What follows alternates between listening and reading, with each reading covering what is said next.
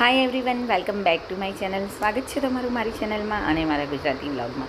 તો અત્યારે અમે જઈ રહ્યા છીએ અમદાવાદમાં ભાડજમાં આવેલા રાધાકૃષ્ણના મંદિરમાં. મોસ્ટલી બધા લોકો અમદાવાદવાળા તો ત્યાં જઈ જ આવ્યા હશે.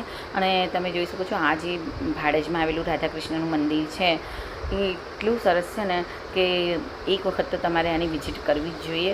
અમે મીન્સ ટાઈમે જતા જ હોઈએ છીએ. 3-4 મહિના થઈ જાય એટલે અમે ફરીથી એકવાર દર્શન કરવા જતા હોઈએ છીએ. અને આ જગ્યાની વાઇબ્સ બી એટલી પવિત્ર આવે છે ને જેની કોઈ વાત નહીં. તો આ રાધાકૃષ્ણનું મંદિર બહુ જ જ સરસ છે. તમને એક આહલાદક અનુભવ થશે જો તમે ત્યાં જશો તો. આ પહેલાં બી અમે પહેલાં બી ગયા હતા ત્યારે બી મેં આઈ થિંક મારા વિડીયોમાં લીધું હતું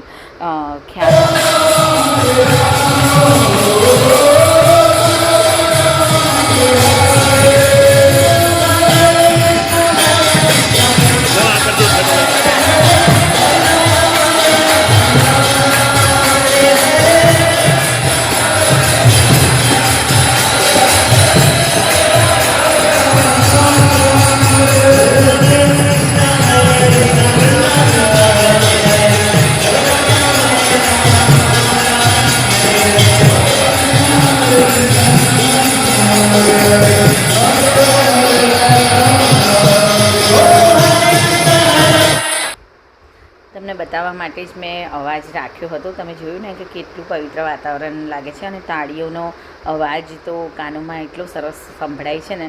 તો આ છે ભાડજનું રાધાકૃષ્ણ મંદિર. અને અહીંયા ચીકુ, ખુશી, ખનક બધાએ અહીંયા ચાંદલો પણ કર્યો છે. એ લોકો જ્યારે મંદિરમાં આવતા હોય છે ત્યારે કરતા હોય છે તિલક. અને હું તમને આ બતાવી રહી છું શ્રી માધવ મંદિર, રાધાકૃષ્ણ મંદિર આને કહેવામાં આવે છે. અને અહીંયા છે ને બહારની સાઈડે ફૂડ સ્ટોલ બી છે. તો ત્યાં તમે તમારું ડિનર બી એન્જોય કરી શકો છો. જો સાંજે ગયા હોય તો ડિનર બી એન્જોય કરી શકો છો. બપોરે બી બધું મળતું હોય છે. બધું તમને અવેલેબલ જ છે જો તમારે અહીંયા જમી લેવું હોય તો. તો અત્યારે હું તમને એક રેસીપી આપીશ. એકદમ સિમ્પલ રેસીપી છે પણ બહુ જ સરસ છે. મોસ્ટલી ગુજરાતી ઘરોમાં તો બધાએ કરી જ હશે. તો મેં અહીંયા ચા બનાવી દીધી છે. અને તમે જોઈ શકો છો કે મેં અહીંયા જે વધેલી રોટલી હતી, કાલ રાતની વધેલી રોટલી જે મેં ફ્રીજમાં મૂકી હતી એને હું માપના તેલમાં તળી રહી છું. તેલ મેં વધારે નથી લીધું કારણ કે પછી તેલ ખોટું વધારે વેસ્ટ જાય અને વધારે ગરમ પણ થઈ જાય. એટલે મેં માપનું તેલ લીધું છે. અને એકદમ લાલ રોટલી કરવાની છે અને લાલ ફ્રાય કરવાની છે. તમે જોઈ શકો છો. અને થોડોક ચાટ મસાલો ઉપર સ્પ્રિંકલ કરવાનો છે. તમારે ના કરવો હોય તો પણ વાંધો નહીં, પણ થોડોક કરશો તો મીકુને વધારે ભાવતું હોય છે. તો આજે હું મીકુને આ રોટલી વધારે ભાવતી હોય છે. તો આજે મારા બ્રેકફાસ્ટમાં છે તળેલી રોટલી અને ચા. અને એકદમ કડક એને તળજો. આમ લાલ તળશું ને તો ક્રન્ચી બનશે એકદમ. અને હું અત્યારે સમર ચાલી રહ્યું છે તો બપોરે એટલું ફૂડ લેવાતું નથી. મોસ્ટલી હું ચીકુ મીકુ અમે છાશ જ એક ગ્લાસ વધારે પી જઈએ છીએ. તો એકદમ ઇઝી પીઝી મારું જમવાનું છે. અત્યારે મેં મોરિયો જે છે એને પલાળી દીધો હતો. અને અહીંયા મેં 2 બટાકા રફલી ચોપ કર્યા છે, સિંગદાણા એડ કર્યા છે અને મીઠા લીમડાના પાન એડ કર્યા છે. બિલકુલ સિમ્પલ રેસીપી છે મોરિયાની, પણ જો આ રીતના બનાવશો ને તો આ મોરિયો ટેસ્ટી થાય જ છે. અને હા, કુકરમાં જ બનાવવાનો છે કારણ કે ઢીલો થાય.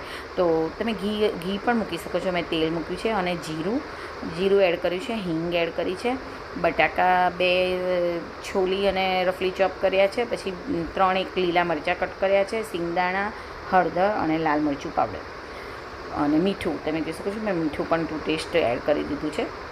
અને મોરિયો એડ કરી દેવાનું છે. એને સરસ રીતના વેલ મિક્સ કરી દેવાનું છે. અને મોરિયો વધારે પાણી લે છે એટલે થોડું તમારે 2-2.5 ગ્લાસ પાણી એડ કરી દેવાનું પ્રેશર કુકરમાં. અને તમારે 3 સીટી વગાડી દેવાની. તો તમે જોઈ શકો છો એકદમ ઢીલું. અને હવે હલાવી દઈશું. એકદમ ઢીલો મોરિયો તૈયાર છે. આ મોરિયો ગરમ જ સરસ લાગે છે. મેં ઉપરથી ઘી પણ એડ કર્યું છે. તો ગરમ મોરિયો અને છાશ તમે એન્જોય કરી શકો છો. સાથે તમારી પાસે કોઈ અચાર હોય, જેમ કે અત્યારે બધા કેરીનું અચાર સમરમાં બનાવે છે, ગુંદાનું બનાવે છે, તો એ પણ લઈ શકો છો. પાપડ પણ શેકી શકો છો. અમે ઘણીવાર એવું કરતા હોઈએ છીએ. તો મસાલાવાળી છાશ પણ અમે બનાવી દીધી છે. અને અહીંયા મારી બર્થડેની કેક છે, ફર્સ્ટ મેએ મારી બર્થડે હતી, તો રાત્રે જ ચીકુ મીકુ અને નિલેશે કેક કટ કરાવડાવી હતી મારી પાસે. એ લોકો જાગતા હતા અને મને ખબર ન હતી ને એ લોકોએ કેક લાવી અને ફ્રીજમાં મૂકી દીધી હતી. બહુ સિમ્પલ સેલિબ્રેશન છે.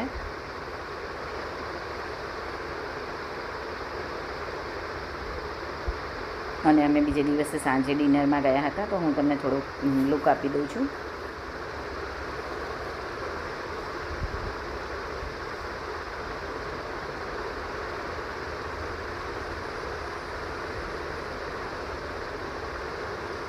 મને કેવું હોય છે કે બચ્ચાઓ ખુશ હોય તો હું પણ ખુશ હોઉં.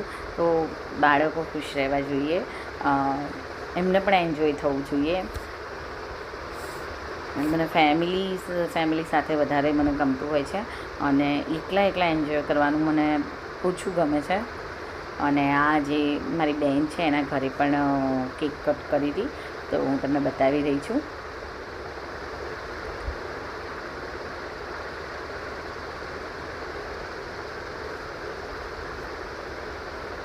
અને હું ટ્રાય કરીશ કે મારા જલ્દીમાં જલ્દી વ્લોગ આવે, તો ટ્રાય કરીશ કે હું રેગ્યુલર વ્લોગ મૂકતી રહું. અને આઈ હોપ તમને મારા વ્લોગ પસંદ આવતા હશે.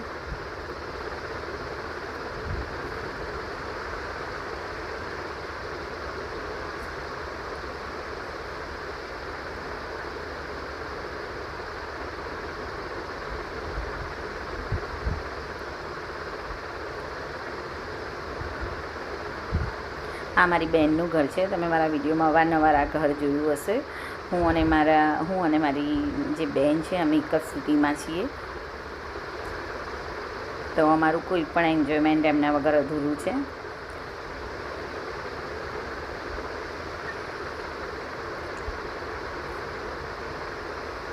ઓકે, તો હું તમને મળું એક નવા ટ્રાવેલિંગ વ્લોગમાં, નવા કુકિંગ વ્લોગ